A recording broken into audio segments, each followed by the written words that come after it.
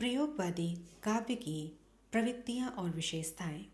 ये मेरे पीसीएस के नोट्स हैं जो मैं शेयर कर रही हूँ। हिंदी साहित्य में प्रयोगवाद नाम उन कविताओं के लिए रूढ़ हो गया है जो कुछ नए बोधों, संवेदनाओं तथा उन्हें प्रेषित करने वाले शिल्पगत चमत्कारों को लेकर शुरू शुरू में तार सप्तक के माध्यम से सन 1943 में प्रकाशन जगत में आई और जो प्रगतिशील कविताओं के साथ साथ विकसित होती गईं तथा जिनका पर्यवसान नई कविता में हो गया। अज्ञे ने इस नाम का विरोध करते हुए कहा कि प्रयोग तो सभी काल के कवियों ने किया है, इसलिए हमें प्रयोगवादी कहना उतना ही सार्थक या निरर्थक है जितना कवितावादी कहना। डॉक्टर लक्ष्मीकांत वर्मा ने इस नाम की सार्थकता की विवेचना करते हुए लिखा है, इसकी प्रकृति में यह तथ्य निहित है कि किसी भी वस्तु की मान्य का ज्ञान प्रयोग द्वारा पुनः अनुभव किया जा सकता है और नई उपलब्धियां प्राप्त की जा सकती हैं। अज्ञेय, मुक्तिबोध, धर्मवीर भारती, भारत भूषण अग्रवाल, नेमीचंद जैन, प्रभाकर माचवे, गिरजा कुमार माथुर आदि कुछ प्रमुख प्रयोगवादी कवि हैं। प्रयोगवाद की प्रमुख प्रवृत्तियाँ निम्नानुसार हैं। नंबर 1, बौद्धिकता की प्रधानता। प्रयोगवादी कवि काव्य को भावों का नहीं वरन बुद्धि का परिणाम मानता है, इसलिए उसके काव्य में भावुकता कम और बौद्धिकता अधिक मिलती है। छायावादी अतीन्द्रिय और वायवी सौंदर्य चेतना की प्रतिक्रिया स्वरूप इन कवियों में ऐन्द्रिय चेतना का विकास हुआ। उसकी बुद्धि ने जिसे सौंदर्य स्वीकार किया उसके लिए वही सौंदर्य है, इसलिए वह परंपरागत सौंदर्य भावना का तिरस्कार करता है। उसे चांदनी वंचना प्रतीत होती है, आकाश का गहन और असीम विस्तार झूठा जान पड़ता है। वंचना है चांदनी, झूठ वह आकाश का निर्वधि गहन विस्तार। इस प्रकार कवि उस गधे में भी सौंदर्य देखता है जो अपने मूत्र से गीली मिट्टी में गर्दन झुकाकर 3 टांगों पर खड़ा हुआ है। निकट कर धंसती हुई छत आड़ में निर्वेद मूत्र सिंचित मृत्तिका के वृत्त में 3 टांगों पर खड़ा नतग्रीव धैर्यधन गधा। नंबर 2, अहम की अभिव्यक्ति। प्रयोगवादी कवि पर मनोविज्ञान का गहन प्रभाव है।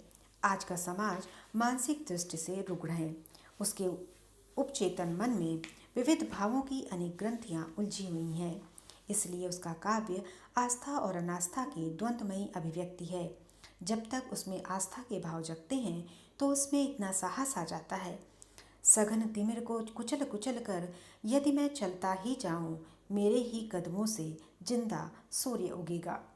इसके विपरीत जब कवि में अनास्था का भाव जागता है तो जीवन और जगत ही नहीं, वह स्वयं भी अपने लिए निर्मूल्य हो जाता है।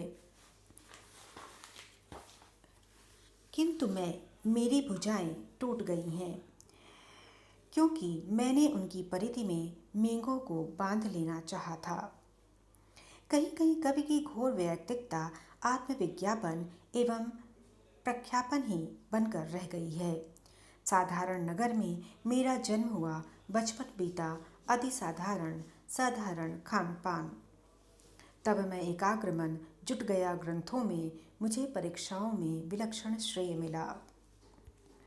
नंबर 3, वासना की उन्मुक्त अभिव्यक्ति। फ्रायड से प्रभावित प्रयोगवादी कवि वासना को जीवन की हे नहीं वरन प्राकृतिक प्रवृत्ति मानता है, इसलिए वह अपने काव्य में उसकी उन्मुक्त अभिव्यक्ति करता है।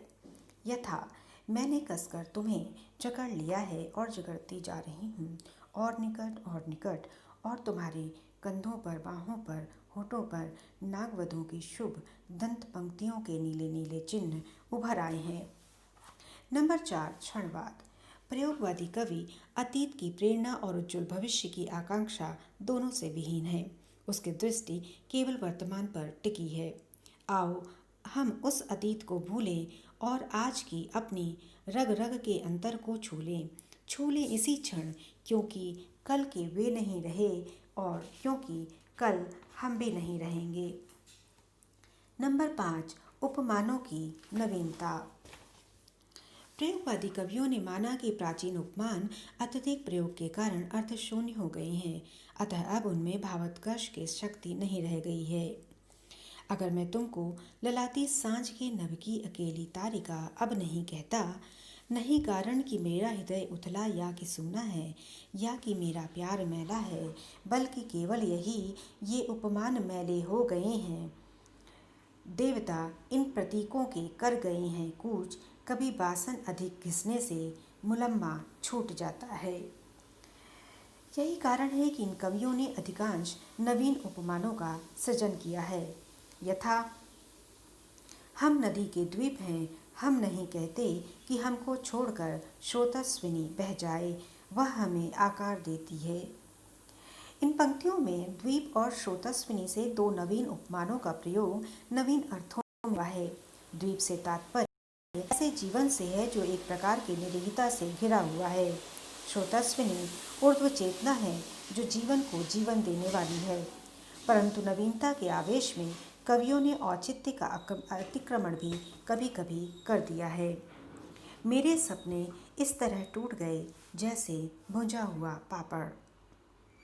नंबर 6, प्रतीकों की नवीनता। प्रयोगवादी कवियों ने नए प्रतीकों का बहुलता से आविष्कार किया है।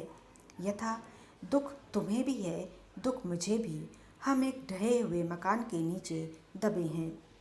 मुक्तिबोध की इन पंक्तियों में ढहा हुआ मकान उस समाप्त होती शासन सत्ता का प्रतीक है जो अपने अपार अत्याचारों से जनता का दमन करने के लिए कटिबद्ध है।